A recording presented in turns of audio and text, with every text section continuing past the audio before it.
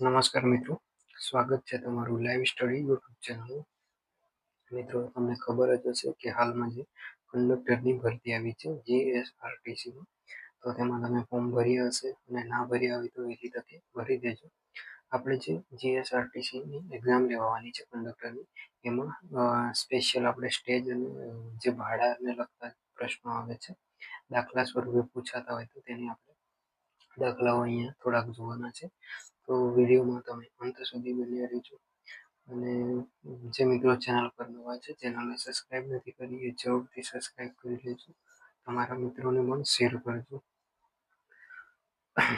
અને મિત્રો, તમે ગુજરાતમાં કયા જિલ્લામાંથી વિડીયો જોઈ રહ્યા છો એ પણ કમેન્ટમાં જણાવજો, જેથી મને ખબર પડે કે મારો વિડીયો ગુજરાતના કયા ખૂણે સુધી પહોંચી રહ્યો છે.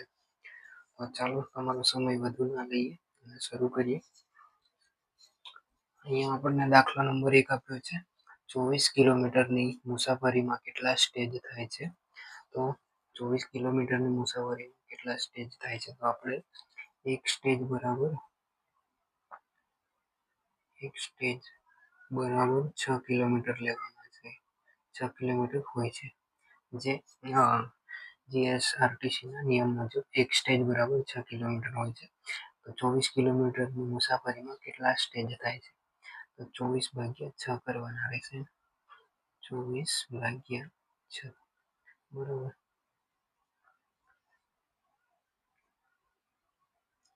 6 ના ઘડિયામાં 24 આવે છે, તો 6 ચોક 24 રહેશે. 6 ચોક 24 અહીંયા રહેશે 0 0. આપણા કુલ સ્ટેજ આવશે 4. ઓકે, 24 કિલોમીટરમાં કુલ 4 સ્ટેજની મુસાફરી થાય છે. બરાબર. 24 કિલોમીટરની મુસાફરીમાં કેટલા સ્ટેજ થાય છે? તો 4 સ્ટેજ આવશે. એક સ્ટેજ બરાબર 6 કિલોમીટર. પછી આપણે એના પછીનો દાખલો જોઈશું.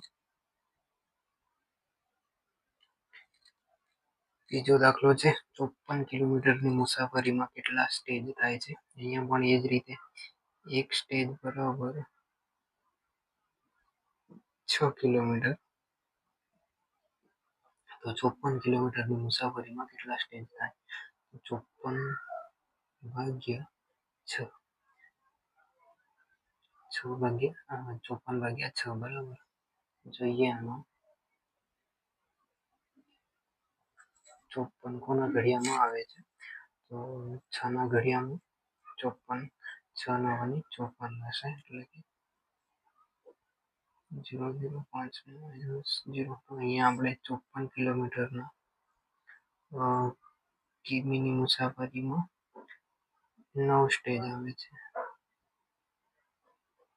બરાબર. એના પછી હું બીજો એક દાખલો ગણીએ, જેથી તમને સમજાઈ જશે કે કઈ રીતના સ્ટેજ ગણવાના છે.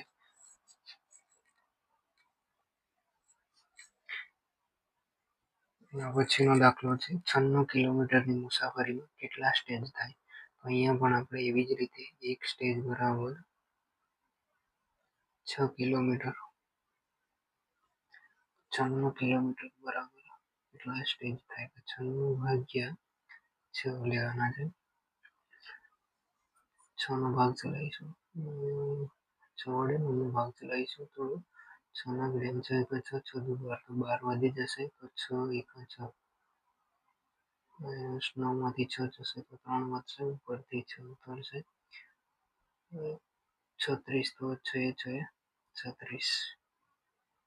6 6 36.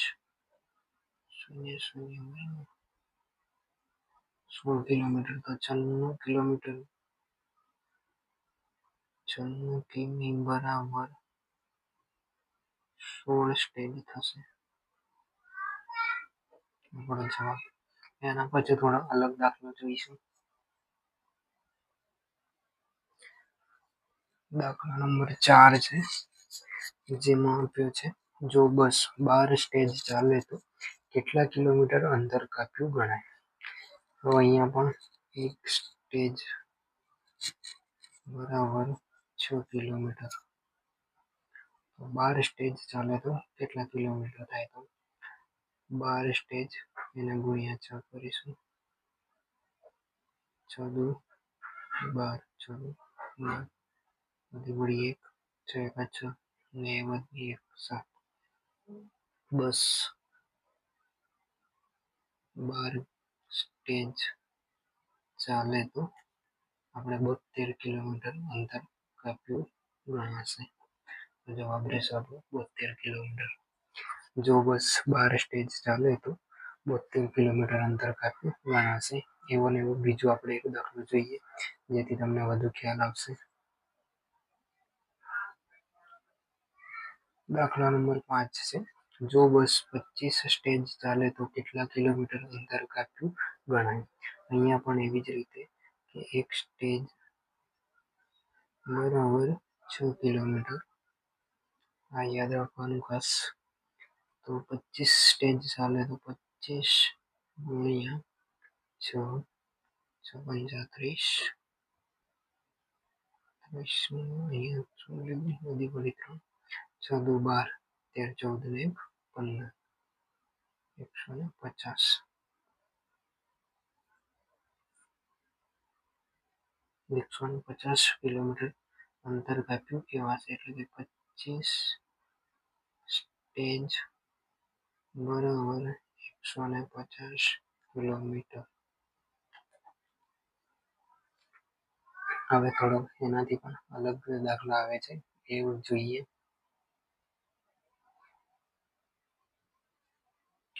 અહીંયા આપણને દાખલો નંબર 6 આપ્યો છે કે 10 મુસાફરો સ્ટેજ 5 થી લઈને સ્ટેજ 15 સુધી મુસાફરી કરે તો કેટલા સ્ટેજ મુસાફરી કરી.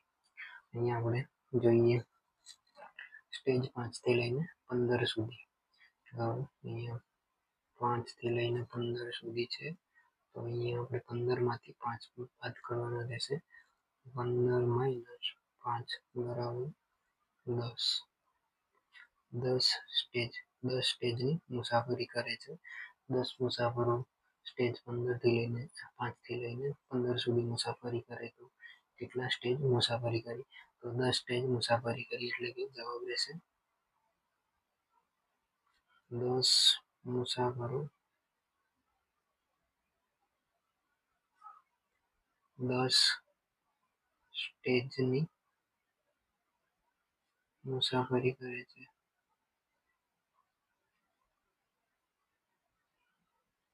બરાબર. એના પછી એવો જ બીજો એક દાખલો જોઈએ જેથી તમને વધુ ખ્યાલ આવે. દાખલા નંબર 7 છે. 6 મુસાફરો સ્ટેજ 20 થી લઈને 28 સુધી મુસાફરી કરે તો કુલ કેટલા કિલોમીટરની મુસાફરી કરે. 6 મુસાફરો સ્ટેજ 20 થી લઈને 28. તો અહીંયા આપણે 28 માઇનસ 20 કરવાના છે. બરાબર. તો 28 માંથી 20 જશે તો 8 આવશે. 8 સ્ટેજ બરાબર. અહીંયા આપણે 8 સ્ટેજ આવી ગયા છે. બરાબર. હવે 8 સ્ટેજ બરાબર એક સ્ટેજ બરાબર 6 કિલોમીટર લઈએ છીએ. તો 8 સ્ટેજ બરાબર કેટલા. તો 8 ગુણ્યા 6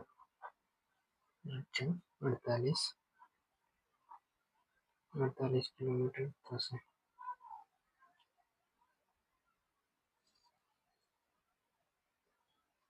અહીંયા આપણે 48 કિલોમીટર થાય છે.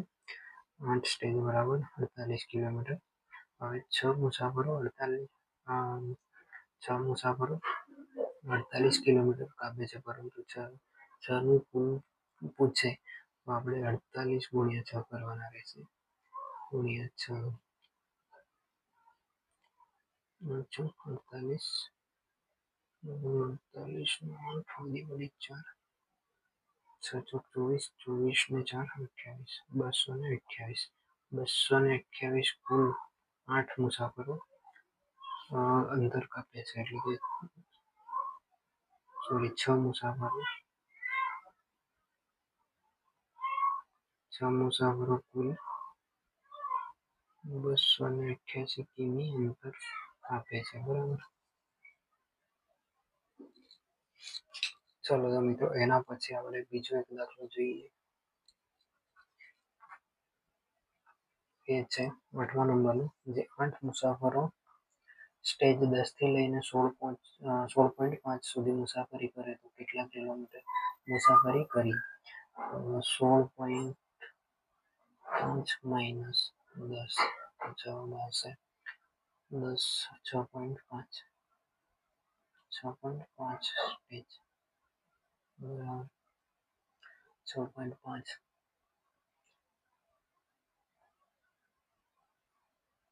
હવે કુલ તો કેટલા કિલોમીટર મુસાફરી કરી? 6.5 ગુણ્યા 6, એક સ્ટેજ બરાબર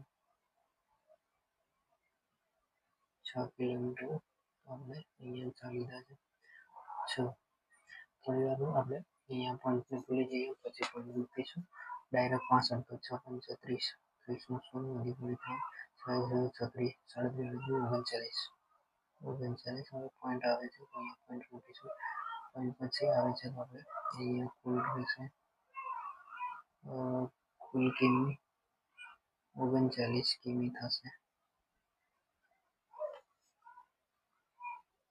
ચાલો આપણે દાખલા નંબર 8નો જવાબ રહેશે 39 કિલોમીટર. એના પછી આપણે 9મો દાખલો જોવાનો છે, જે છે એક ટિકિટના રૂપિયા 45 હોય તો 5 મુસાફરોના કેટલા રૂપિયા થાય? એક ટિકિટના 45 રૂપિયા છે. એક ટિકિટ બરાબર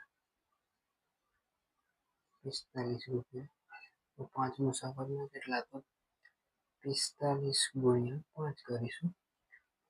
5 ને ગુણ્યા 5, 5, 25, 25 માં 5 વધી ગયા 4 પંચા 20, 5 20 અને 22, 225 રૂપિયા થશે.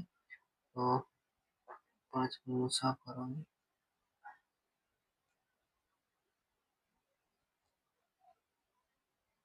મુસાફરોનો 225 રૂપિયા થશે. એવો એક બીજો દાખલો છે 10મો છેલ્લો છે આપણે બરાબર. એક ટિકિટના રૂપિયા 112 હોય તો 4 મુસાફરોના કેટલા રૂપિયા થાય? એક ટિકિટ બરાબર 112 રૂપિયા તો 4 મુસાફર બરાબર કેટલા? 112 ગુણ્યા 4, 8, 4 4, 4 4, 448 થશે. તો 4 મુસાફરના